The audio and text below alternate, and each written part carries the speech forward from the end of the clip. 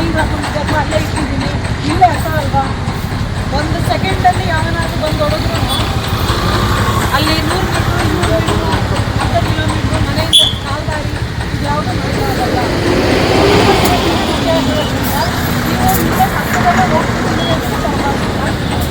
ಗಾಡಿಗಳನ್ನ ಓಡಿಸ್ಬೇಕಿದ್ರೆ ಬರೀ ನಾವು ಕರೆಕ್ಟಾಗಿ ಹೋಗ್ತೀವಿ ಅನ್ನೋದು ಮಾತ್ರ ಇಂಪಾರ್ಟೆಂಟ್ ಆಗಿರಲ್ಲ, ಆಪೋಸಿಟು ಹೆಂಗೆ ಬರ್ತಾರೆ ಏನಾಗಿದೆ ಅನ್ನೋದು ಇಂಪಾರ್ಟೆಂಟ್ ಆಗುತ್ತೆ.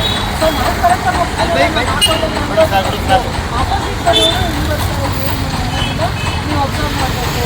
ಮತ್ತು ರಾಜಸ್ಥಾನಕ್ಕೆ ನಿಮ್ಮ ಫ್ಯಾಮಿಲಿಗಳು ಕೇಸಕ್ಕೋಸ್ಕರ ನಮ್ಮ ಮಕ್ಕಳು ಗಾಡಿ ಓಡಿಸಿದ್ರೆ ಇಷ್ಟು ಚಿಕ್ಕ ಏಜಿಗೆ ಗಾಡಿ ಓಡಿಸ್ತಿದ್ದಾನೆ ಅಂತ ಕೊಂಬೇನೂ ಬರಲ್ಲ. ಮೈನರ್ ಮಕ್ಕಳುಗಳಿಗೆ ಯಾವುದೇ ಕಾರಣಕ್ಕೂ ದಯವಿಟ್ಟು ಗಾಡಿಗಳನ್ನ ಕೊಡಬೇಡಿ.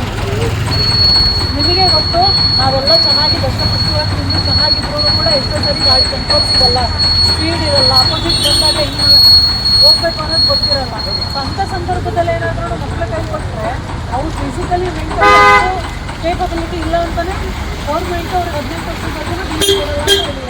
ನೀವು ಅವರಿಗೆಲ್ಲ ಕ್ರೇಜಿಗೋಸ್ಕರ ನನ್ನ ಮಗ ಇಷ್ಟು ವಯಸ್ಸಿಗೆ ಗಾಡಿ ಓಡಿಸ್ತಾನೆ, ನಮ್ಮನ್ನೆಲ್ಲ ಕರ್ಕೊಂಡು ಹೋಗ್ತಾನೆ ಅಂತ ಅಂದ್ಬಿಟ್ಟು ಖುಷಿ ಕೊಟ್ಟರೆ ಅದಕ್ಕೆ ಫೈನ್ ಆಗ್ತಕ್ಕಂಥದ್ದು, ಅದಕ್ಕೆ ಪನಿಷ್ಮೆಂಟ್ ತಗೋಬೇಕು.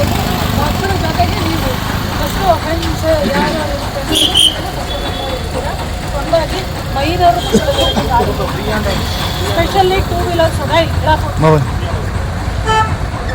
ಹೆಲ್ಮೆಟ್ ಹಾಕಲ್ತೆ ಗಾಡಿ ಓಡಿಸ್ತೀವಿ, ಅದರಲ್ಲಿ ಬರೋ ರೂಲ್ಸನ್ನು ಫಾಲೋ ಮಾಡಬೇಕು ಅಂತ. ರೂಲ್ಸನ್ನು ಫಾಲೋ ಮಾಡೋದ್ರೆ ಯಾವ ಮಾಡಲ್ಲ. ಯಾರಾದರೂ ಫಾಲೋ ಮಾಡ್ತಿಲ್ಲ ನಿಮ್ಮ ಸುರಕ್ಷಿತ ದೃಷ್ಟಿಯಿಂದನೇ ಮಾಡಿ ಅಂತ ಹೇಳುವಾಗ ಕಮೆಂಟ್ ಮಾಡ್ತಾರೆ. ಅದು ನಿಮ್ಮೆಲ್ರಿಗೂ ಅರಿವಿರಲಿ. ಡಾಕ್ಯುಮೆಂಟ್ಗಳನ್ನ ಇಟ್ಕೊಳ್ಳಿ, ಏನಾದರೂ ಹೆಚ್ಚು ಕಮ್ಮಿ ಇದ್ದಾಗ ಇನ್ಶೂರೆನ್ಸ್ ಇಲ್ಲ, ನನಗೆ ಅದಿಲ್ಲ ಇದಿಲ್ಲ ಅಂತ ಪರದಾಡಿಕೊಂಡು ಅವ್ರ ಮೇಲೆ ಕರ್ಕೊಂಡು ಬಂದು ಏನು ಮಾಡೋದು ಅಂತ ಬೇರೆಯವ್ರಿಗೆ ಯಾರಿಗೂ ಮಾಡೋದಕ್ಕಿಂತ ನಿಮ್ಮ ಡಾಕ್ಯುಮೆಂಟ್ಗಳನ್ನ ನೀವು ಕರೆಕ್ಟಾಗಿ ಇಟ್ಕೊಂಡು ರೂಲ್ಸ್ ಫಾಲೋ ಮಾಡಿಕೊಂಡು ಓಡಿಸಿದ್ರೆ ಯಾರಿಗೂ ಕೂಡ ತೊಂದರೆ ಆಗಲ್ಲ.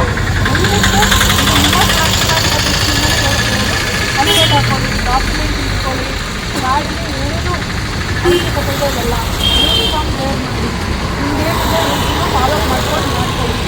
ನೀವು ರೂಲ್ಸನ್ನು ಫಾಲೋ ಮಾಡಿದ್ರೆ ನಿಮ್ಮಂಥವ್ರೇ 4 ಜನ ಓಡಾಡೋರು ಗಾಡಿ ಓಡಿಸೋರು ಅವರು ನಿಮ್ಮನ್ನು ನೋಡಿ ಎಷ್ಟು ಕಲಿತಾ ಹೋಗ್ತಾರೆ. ಹಂಗಾಗಿ ದಯವಿಟ್ಟು ಯಾರೂ ಕೂಡ without helmet without document without rules ಯಾರೂ ಕೂಡ ನಿಮ್ಮ ಒಂದು ಕರ್ತವ್ಯಕ್ಕೆ ಹೋಗಲು ಕಳಿಸಬೇಡ. 2 ನಿಮಿಷ ಲೇಟ್ ಆಗುತ್ತಾ, 2 ನಿಮಿಷದಲ್ಲಿ ಏನು ತೊಂದರೆ ಆಗಲ್ಲ. ನಮಗೆ ಯಾವುದೇ ಇವನ್ ಆ 2 ನಿಮಿಷದಲ್ಲಿ ಕೆಲವೊಂದು ಸಾರಿ ನಿಮ್ಮಿಂದ ಬೇರೆ ಜೀವಗಳು ಉಳಿತವೆ. ಸೊ ಅದನ್ನು ದಯವಿಟ್ಟು ಎಲ್ಲರೂ ಅರ್ಥ ಮಾಡಿಕೊಂಡು ನಿಮ್ಮ ಒಂದು ಸೇಫ್ಟಿಗೋಸ್ಕರ ಹೆಲ್ಮೆಟ್ ಹಾಕೊಳ್ಳಿ. ಮಕ್ಕಳುಗಳು ಇದ್ದರೆ ಚಿಕ್ಕ ಮಗು ಅಲ್ವಾ, ಮುಂದೆಗಡೆ ಕೂಡಿಸ್ಕೊತೀನಿ ನಾನು ಹೆಲ್ಮೆಟ್ ಹಾಕಲ್ಲ, ಆ ಥರದ್ದು ದಯವಿಟ್ಟು ಮಾಡಬೇಡಿ. ಚಿಕ್ಕ ಮಕ್ಕಳು ನಮಗಿಂತ ಸೂಕ್ಷ್ಮ ಇರುತ್ತೆ. ಆ ಮಕ್ಕಳುಗಳಿಗೆ ನಾವು ಮುಂದೆ ಗಾಡಿಯಲ್ಲಿ ಕೂಡಿಸ್ಕೊಂಡು ನಿಲ್ಲಿಸ್ಕೊಂಡು ಹೋಗೋಂಥ ಟೈಮಲ್ಲಿ ಗೊತ್ತಿರಲ್ಲ, ಮಕ್ಕಳು ಆಚೆ ಏನೋ ನೋಡಬೇಕು ಅಂತ ಸಡನ್ನಾಗಿ ಟರ್ನ್ ಆದಾಗ ಗಾಡಿ ಬ್ಯಾಲೆನ್ಸ್ ಸಿಗಲ್ಲ, ಈ ಥರದ್ದೆಲ್ಲ ಆಗುತ್ತೆ. ಮಕ್ಕಳನ್ನ ಕರ್ಕೊಂಡು ಹೋಗ್ತಿದ್ದೀರ ಅಂದಾಗ ಅದಕ್ಕೆ ಏನು ಸುರಕ್ಷಿತ ಕ್ರಮವಾಗಿ ಬೇಕು, ಅದನ್ನು ದಯವಿಟ್ಟು ಮಕ್ಕಳಿಗೂ ಕೂಡ ನೀವು ಅಳವಡಿಸ್ಕೊಡಿ. ಮಕ್ಕಳಿದ್ದಾವೆ ಅಂದರೆ ಚಿಕ್ಕರು ಈಗ ಚೈಲ್ಡ್ ಹೆಲ್ಮೆಟ್ಗಳೆಲ್ಲ ಬರ್ತಾರೆ, ಸೊ ಅಂಥ ಹೆಲ್ಮೆಟ್ಗಳನ್ನ ತಗೊಳ್ಳಿ. ಮಕ್ಕಳಿಗೂ ಕೂಡ ಸೇಫ್ಟಿ ಏನಿದೆ ನಾವು ಮಾಡ್ಕೊಂಡು ಹೋಗ್ಬೋದು, ಅದನ್ನು ಮಕ್ಕಳಿಗೂ ಚೈಲ್ಡ್ ಸೀಟ್ಸ್ ಅಂತ ಬರುತ್ತೆ, ಅದನ್ನು ಇನ್ಸ್ಟಾಲ್ ಮಾಡಿಕೊಂಡು ಮಕ್ಕಳಿಗೂ ಕೂಡ ಸೇಫಾಗಿ ನೀವು ಒಬ್ಬರೇ ಇರೋಂಥ ಕೈಯೊಬ್ಬರೇ ನೀವು ಸಡನ್ ಬ್ರೇಕ್ ಆಗ್ತೀವಿ ಮುಂದೆಗಡೆ ಏನಾದರೂ ಹೊಡೆದ್ರೆ ಆವಾಗಲೂ ಕೂಡ ಪ್ರಾಬ್ಲಮ್ ಆಗುತ್ತೆ. ಸೊ ಇಂಥದ್ದು ನಿಮ್ಮ ಒಂದು ಏನೇನು ಬೇಕು ಅದನ್ನೆಲ್ಲ ದಯವಿಟ್ಟು ಎಲ್ಲ ಮಾಡಿಕೊಂಡು ಟ್ರಾಫಿಕ್ ರೂಲ್ಸನ್ನು ಫಾಲೋ ಎಲ್ಲ ಇರ್ತಕ್ಕಂಥದ್ದು ನಿಮಗೋಸ್ಕರ, ನಿಮ್ಮ ಜೀವನಕ್ಕೋಸ್ಕರ. ಯಾವುದೇ ಸರ್ಕಾರದಿಂದ ಪೊಲೀಸ್ ಹೋಗೋದಿಲ್ಲ. ಸೊ ನಿಮ್ಮದೇನಿದೆ ಅದನ್ನು ನಿಮ್ಮ ಸೇಫ್ಟಿಗೆ ಫಾಲೋ ಮಾಡ್ತಾರೆ. ಆಟೋದವರು ಫ್ರೀಕ್ವೆಂಟಾಗಿ ಮಾಡ್ತಿದ್ದೀರಾ ಅಂತ ಅಂದ್ಬಿಟ್ಟು ಅಷ್ಟು ಯಾವುದು